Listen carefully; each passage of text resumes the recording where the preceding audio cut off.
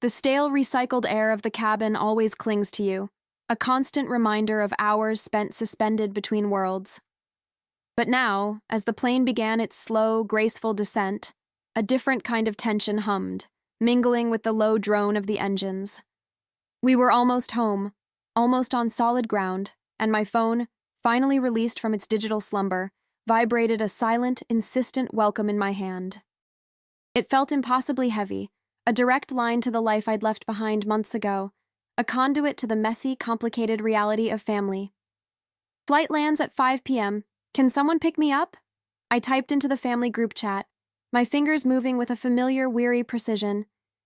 I hesitated before hitting send, a tiny whisper in my mind asking, "Is anyone even awake? Are they going to be annoyed by this last-minute request, or will it be the usual drama?" I pushed the thought away, trying to muster confidence. "It's just a ride," I told myself firmly. "They're family. They have to help." The message flew into the digital void.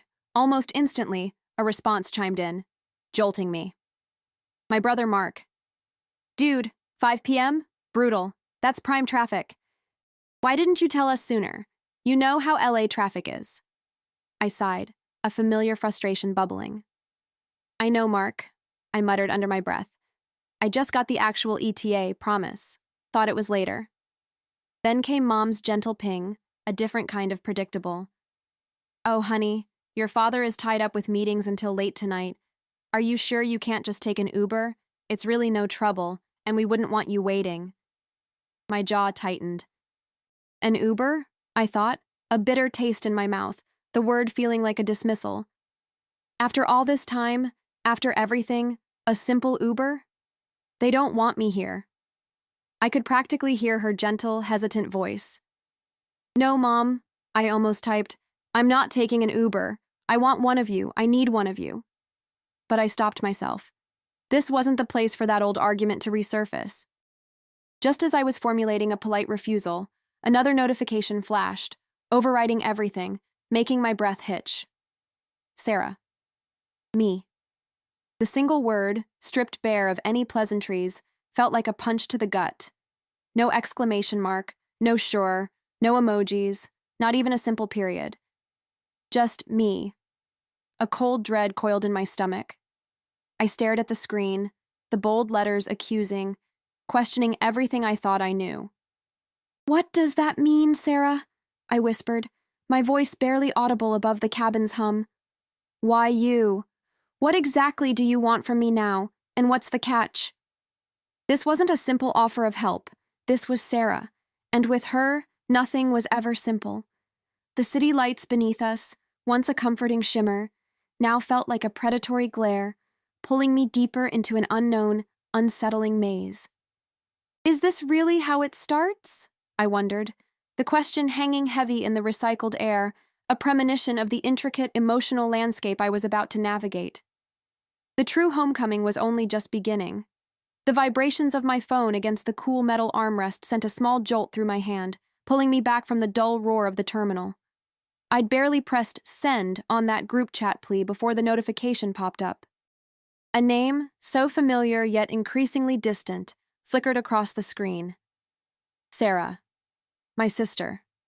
A knot, long accustomed to residency in my stomach, tightened just a fraction. "I suppose I can?" her text read, blunt and devoid of any emoji, any warmth. It was just 4 words, yet they carried the weight of 1,000 unspoken conversations, of years of carefully maintained distance. The fluorescent lights overhead seemed to hum louder in the silence that followed, amplifying the quiet disappointment that always seemed to accompany her. I squeezed my eyes shut for a second, a silent acknowledgement of the tired dance we always performed. "You don't have to," I typed out, my fingers hovering over the keys, then deleted it. What good would it do? We both knew she would, and we both knew the silent ledger it added to. Every favor, every small courtesy, was always mentally logged by Sarah, a silent debt awaiting collection. My shoulders slumped. "Thanks," I finally settled on, a word that felt utterly inadequate for the complicated mess our relationship had become, yet the only one I could offer. A few minutes later, another message arrived, colder than the last. Don't be late, and don't make me wait like last time. My jaw tightened. Last time. She always brought up last time, referring to a forgotten incident from years ago, blowing it out of proportion, using it as a weapon in a war only she seemed to be fighting. I remembered the way her voice had gone brittle then, thin like ice, a perfect mirror to the text now. I won't, I texted back, the words tasting like ash in my mouth. Around me, people bustled, excited voices discussing reunions and holidays, but all I could hear was the echo of Sarah's clipped tone, the way it could turn a simple request into a monumental imposition. This wasn't just a ride, it was the first skirmish in a battle I was already weary of fighting. I took a slow, deep breath, tasting the recycled air, preparing myself for the inevitable reunion and the unspoken tension that would undoubtedly follow. The phone, warm in my palm, vibrated. My heart gave a hopeful flutter. A message. Not from Mom, likely in her garden, or Dad, glued to a golf game. It was Sarah, my older sister. An exhale, laced with relief and apprehension, escaped me. Sarah was dependable, yes, but often with an unspoken judgment, a quiet, knowing gaze that could strip me bare. I tapped the notification. Her words materialized, stark white against the dark background. Flight lands at 5 p.m. Are you sure about that, Laya? Because my calendar says you were supposed to be in by noon, and I have plans. The Leah, a childhood nickname only she still used, stung. It was her subtle emphasis, a reminder of old battles, of past timelines I'd supposedly messed up. My shoulders tensed. Plans? I typed, the screen glaring. What plans? We talked about this, remember? 3 months ago, I told everyone this exact flight.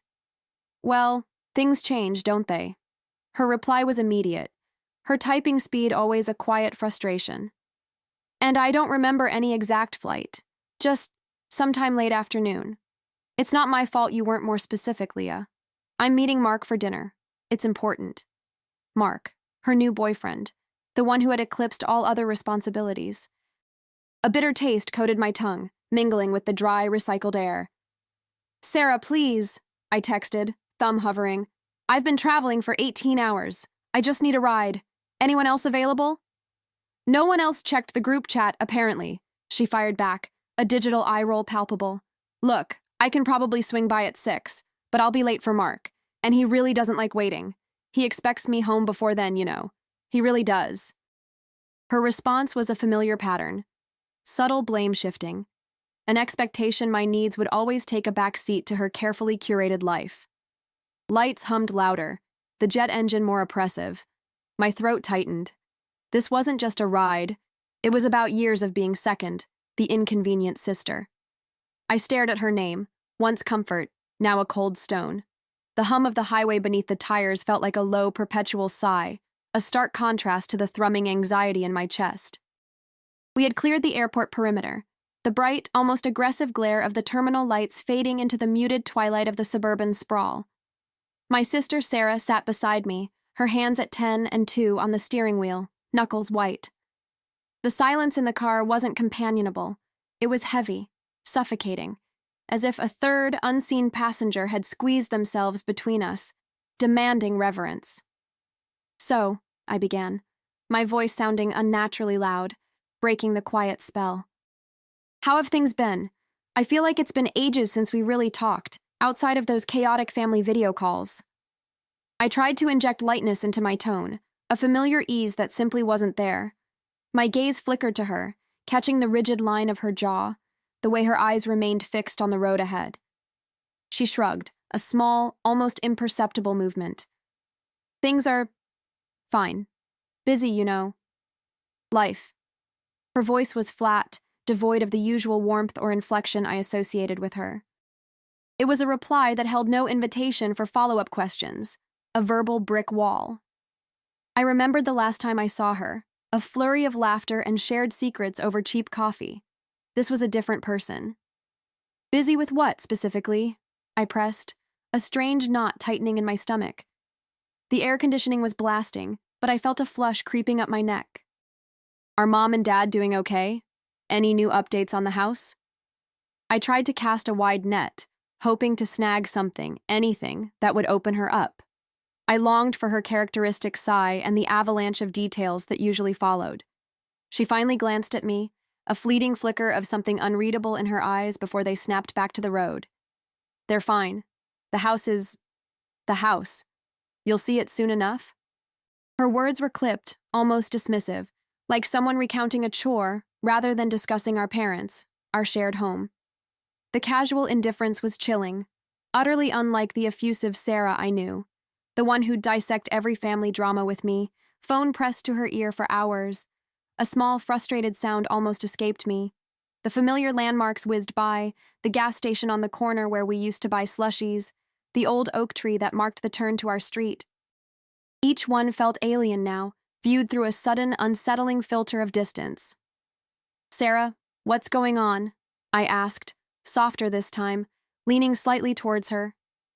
"You seem... different. Is everything all right?" She tightened her grip on the wheel, her knuckles turning even whiter. A faint, almost imperceptible sigh escaped her lips, not of exasperation, but of something deeper, heavier. "I'm just tired, Alex. It's been a long day."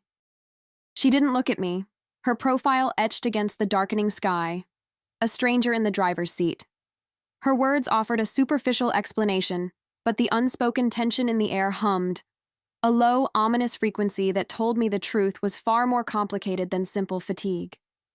The hum of the plane's engines faded into a distant thrum as I disembarked, the recycled air of the terminal replacing the stale cabin atmosphere. My phone, a weight in my clammy palm, buzzed again. It wasn't another hopeful message from me, but a new one, appearing in the family chat. My sister's name, Chloe, flickered on the screen. A wave of relief, so potent it almost buckled my knees, washed over me. Someone had seen it. Someone had replied. I tapped the screen, my eyes scanning the words. "Yeah, fine. Be there at 5. Don't worry about it." The message was brief, almost curt.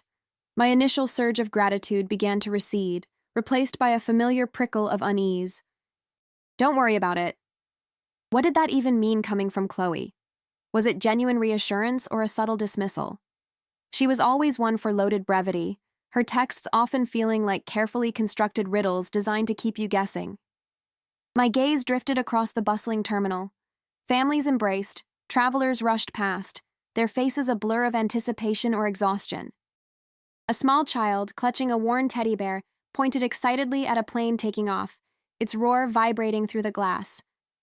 For a moment, I wished I was that child, unburdened by the intricate, often unspoken language of family. I reread her message, letting the words echo in the quiet space of my mind. "Yeah, fine." Not, "Okay, sis, great to hear from you." Or, "Of course I'll be there." Just, "Yeah, fine." It felt like she was doing me a favor, and not a particularly willing one. A text bubble appeared, then vanished. Another one. "Just let me know when you're at baggage claim. Parking's a nightmare." The second message came, quickly, almost as if she'd felt the need to soften the first. It didn't quite work. The concession of the "parking's a nightmare" part felt less like an explanation, and more like a thinly veiled excuse for her tone, an attempt to rationalize the curtness without actually apologizing for it. I pictured her, likely already stressed, fighting traffic, probably regretting volunteering. "Okay," I typed, then deleted it. "Thanks, Chloe. Means a lot," I tried instead. Even as I sent it, the words felt hollow. Did it mean a lot? Or did it just mean the logistical problem was solved, while the deeper emotional chasm remained? I knew her well enough to recognize the signs. That slight tension in her typed words, the subtle undercurrent of resentment she carried, sometimes like a shadow, sometimes like a second skin. It wasn't about the ride, it was about the implication of the request, the history we both carried. The anticipation of seeing her, which had been a warm, comforting thought, now morphed into something cooler, a cautious premonition. The air in the terminal, once a simple backdrop, now seemed to press in, heavy with unspoken expectations and old wounds. I looked at my phone, the screen now dark, reflecting my own anxious face. The problem of transport was solved, yes, But the deeper, more complex problem of us was just beginning to surface, lurking beneath the deceptive calm of a simple text message. The notification pulsed, a tiny, vibrating tremor against my palm, but the earthquake it triggered was internal. What did she mean? You should know better by now? The words, so casually typed, felt like tiny shards of glass, each one finding its mark. My thumb hovered over the keyboard, useless, heavy. I could feel the hum of the airplane beneath me, a dull thrum that usually soothed, now just amplified the chaotic drumming in my chest. What did I even do to deserve that? My mind raced back to that summer, years ago, a tangle of half-truths and unspoken resentments. Was that what this was about? All this time, I'd convinced myself we'd moved past it, that the silence was peace, not a holding pattern for old wounds. No, I whispered. It can't be. Sarah, I don't understand, I typed, my fingers clumsy with a sudden tremor. Is something wrong? Did I upset you? Please just tell me. I waited, my gaze fixed on the screen, willing a response into existence. The read receipt was there, mocking my anticipation. Still, nothing. Not even a simple no. Just the deafening void. Talk to me, I pleaded silently, then typed, Are you okay? Why aren't you answering me? This isn't fair. The lack of an answer was an answer in itself, a definitive shutdown. The silence from her end was louder than any shout, more cutting than any accusation. It was a calculated, deliberate withdrawal, and it stung.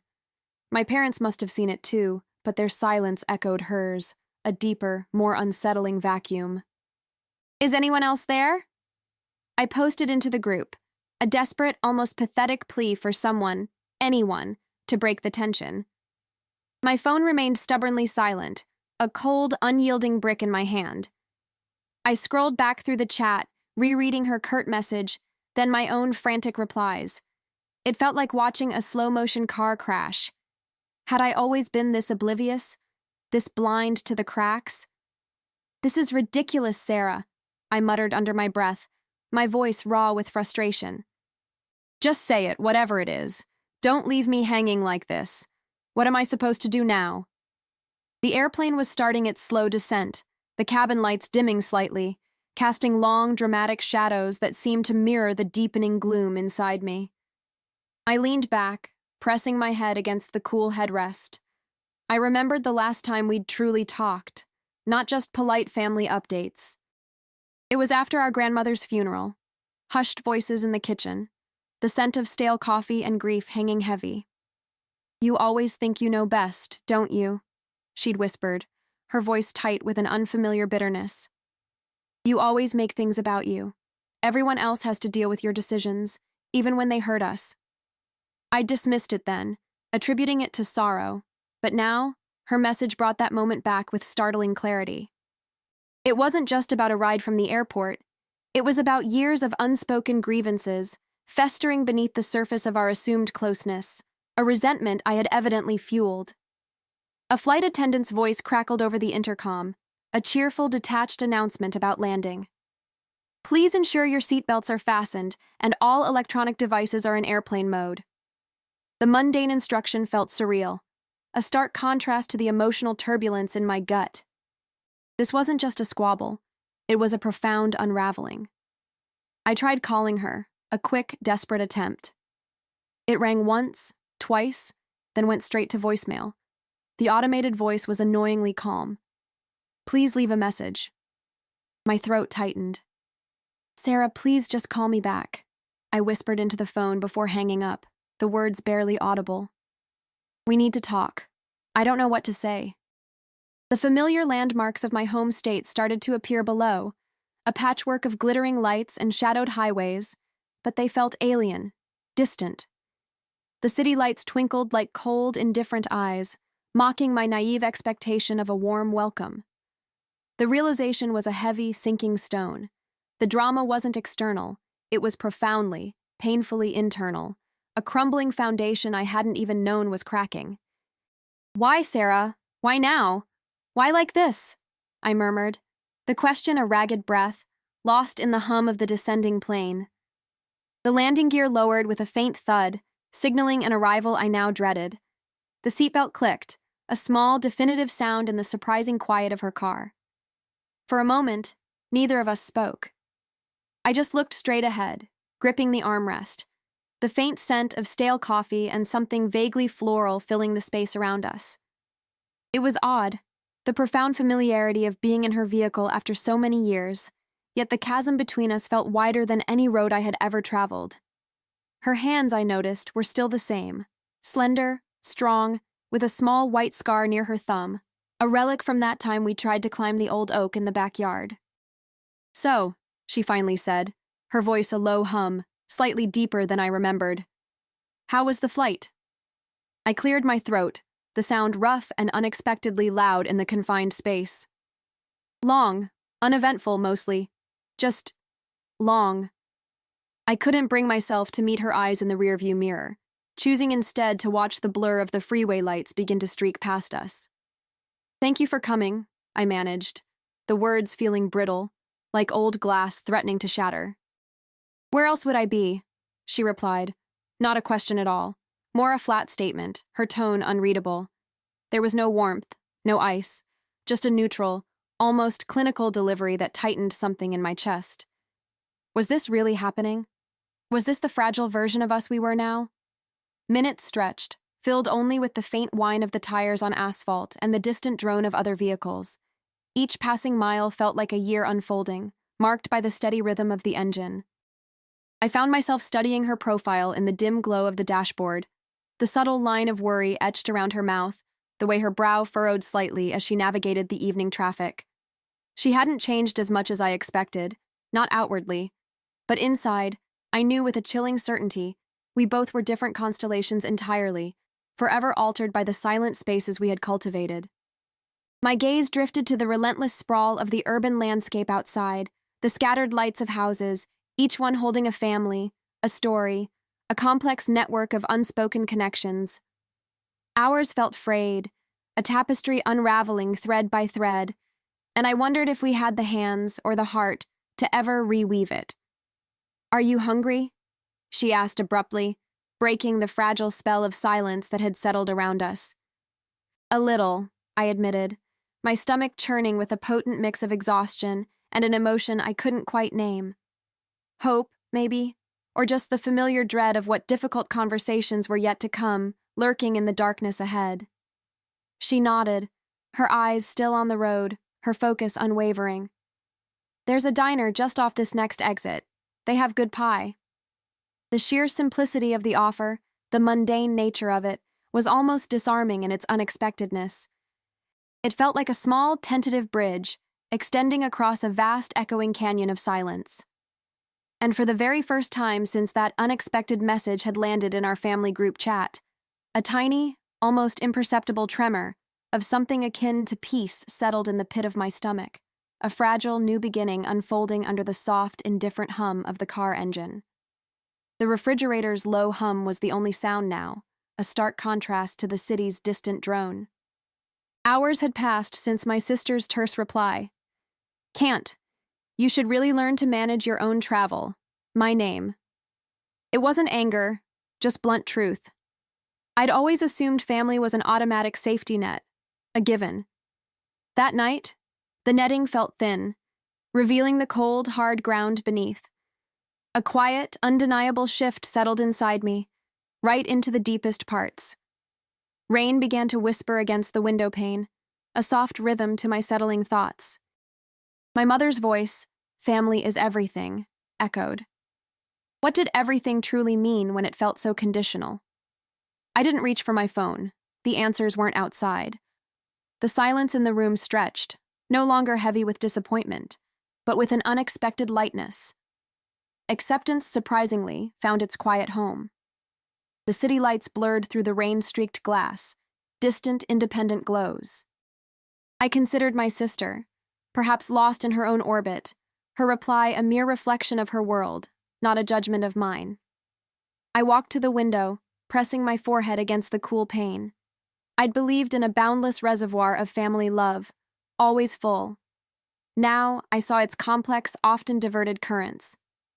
My reflection stared back, tired eyes holding a nascent, quiet resolve. I had landed, I had navigated, I had made it home, alone, completely fine.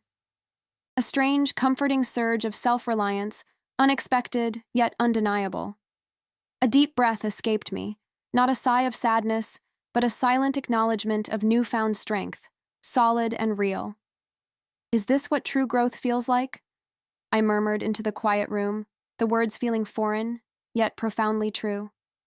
Learning that some safety nets you must weave yourself? The rain outside intensified slightly, blurring the urban landscape into muted tones, stripping away old expectations. This wasn't abandonment. It was quiet, profound discovery. This profound realization wasn't born of resentment. It was piercing clarity. The childhood painting of family, vibrant with easy belonging and unconditional love, was being subtly repainted, stroke by careful stroke. Love remained, yes, but tempered by boundaries, by personal limits, and the empowering lesson of self-sufficiency. That night, the airport, the group chat, it wasn't just a missed ride, it was a pivotal, silent turning point. A faint, cool breeze drifted in from a slightly ajar window, carrying the clean scent of damp earth and distant asphalt. My phone vibrated. A message from an old friend. "You home safe?" A different kind of connection, chosen, nurtured, profoundly present. Family, I realized then, wasn't solely about bloodlines or obligation. It was about presence, about the quiet assurance that someone would show up, even if it wasn't the one you expected, even if, ultimately, it was yourself. I stood by the window, watching the rain, the city's vast solitude mirroring my own. The flight had landed at 5 p.m. I had made my way home. My sister's reply hadn't broken me. It had quietly, irrevocably shown me where true strength lay. Not in the expectation of others, but in my own unwavering resilience, and the unexpected kindness of the wider world beyond my bloodline. The silence, deep and expansive, was not empty. It was filled with the quiet whisper of my own unfolding path, a nascent freedom.